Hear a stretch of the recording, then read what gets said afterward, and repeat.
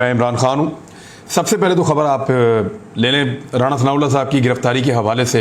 ये एक नया मजाक किया गया है, पाकिस्तान के कानून के साथ एक नया खिलवाड़ किया गया है।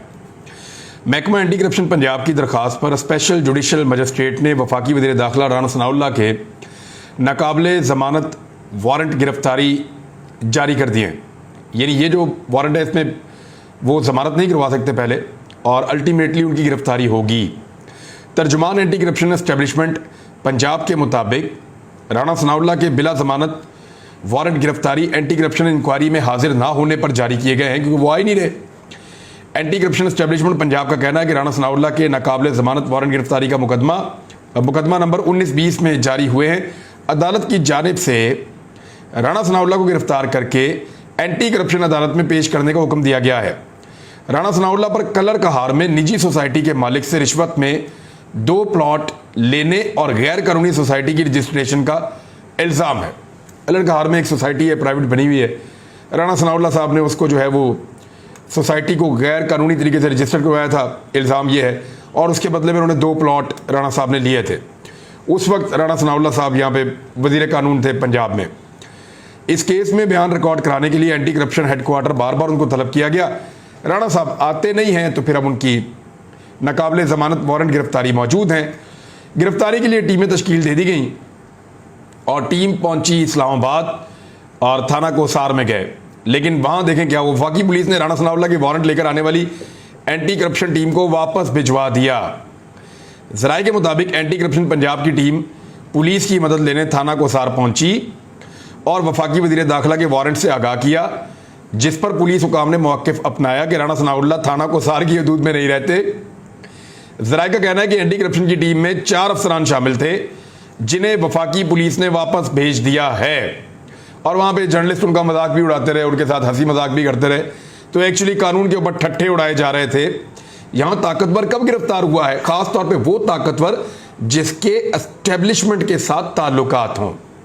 राणा सनाउल्लाह साहब का मुँह जब एस्टेब्लिशमेंट को अच्छा नहीं लगता था तो आपने देखा गिरफ्तार हो गए ज़बरदस्त केस के अंदर। और जब राणा सनाउल्लाह साहब का मुंह मूंछों समेत उनको अच्छा लगता है तो अब गिरफ्तार नहीं किया जा रहा। तो ये एस्टेब्लिशमेंट की पसंद और नापसंद का मामला होता है, ये कानून का मामला नहीं होता, ये इंसाफ का मामला नहीं होता। पाकिस्तान में ये एस्टेब्लिशमेंट की पसंद या एस्टेब्लिशमेंट की नापसंद का मामला होता है। बहरहाल राणा सनाउल्लाह साहब गिरफ्तार होंगे, ये एक मुझे लगता है ख्वाब ही है। यहाँ कोई छोटा मोटा सरकारी आदमी भी गिरफ्तार नहीं होता। ये तो जब कोई अपोजिशन में जाए तब वो गिरफ्तार हो सकता है, वैसे तो कोई गिरफ्तार नहीं होता। मिसाल के तौर पे पाकिस्तान का सबसे ओपन एंड शट केस है, पाकिस्तान की तारीख का मनी लॉन्ड्रिंग का जो सबसे क्लियर केस है वो केस है जनाब मोहतरम वज़ीर आज़म, इम्पोर्टेड वज़ीर आज़म शहबाज शरीफ साहब का और उनके 2 सपुत्र, जिनमें से एक का नाम हमजा शहबाज साहब है, दूसरे का नाम सलमान शहबाज साहब है।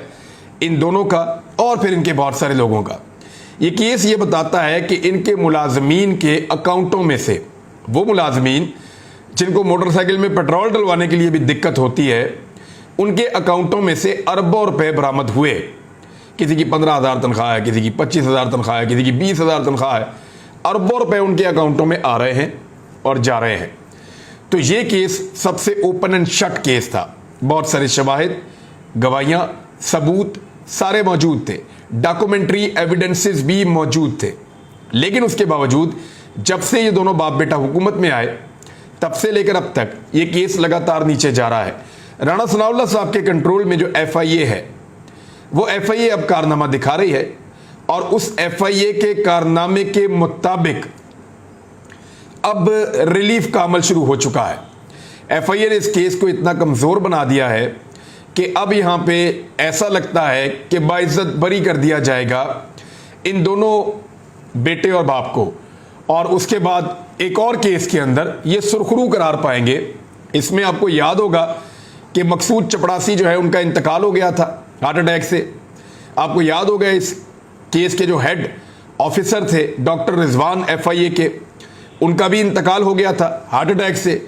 और इस केस से जुड़े 4 लोगों को हार्ट अटैक आ चुका है और हार्ट अटैक भी उनको अचानक आता है, उनकी कोई हिस्ट्री भी नहीं होती पीछे से, हार्ट का कोई ऐसा प्रॉब्लम भी नहीं होता। तो इस तरीके से ये खानदान जो है वो आगे बढ़ते बढ़ते अब बाइज्जत बरी होने जा रहा है, तो कानून की पाकिस्तान में इतनी ही वुक्कत है। इमरान खान साहब ने लगता है ये फैसला कर लिया कि मैं इनको थका के बर्बाद कर दूंगा, लेकिन वो नहीं करूंगा जो ये मेरे से एक्सपेक्ट कर रहे हैं। यानी इंपोर्टेड हुकूमत रोज रात को इस खतरे के साथ सोती है कि कल सुबह इमरान खान अनाउंस कर देंगे लॉन्ग मार्च और 2 दिन के बाद लोग इस्लामाबाद पहुंच जाएंगे। अगला सारा दिन गुजर जाता है, इमरान खान साहब फिर मीठी नींद सो जाते हैं और सारी रात बैठ के इंपोर्टेड हुकूमत प्लान करती है कि लॉन्ग मार्च को कैसे रोकना है। इमरान खान साहब फिर वही कहते हैं, फिर वही करते हैं।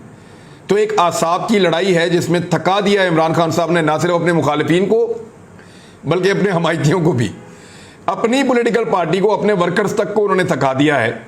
और इमरान खान साहब उस नहज पे ले आए हैं इंपोर्टेड हुकूमत को कि वो इस वक्त कर क्या रही है। इस्लामाबाद में खंदकें खोद कर उनके अंदर कंक्रीट भरा जा रहा है, सरिये लगाए जा रहे हैं,